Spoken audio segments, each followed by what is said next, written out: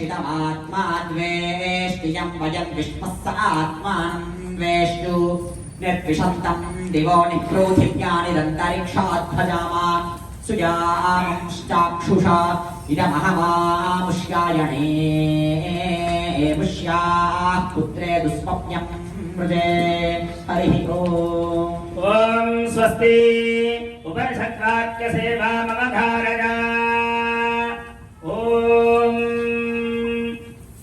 विज्ञानं यज्ञन्दनुदे ब्रह्माणि तनुदे विज्ञानं देवाः सर्वे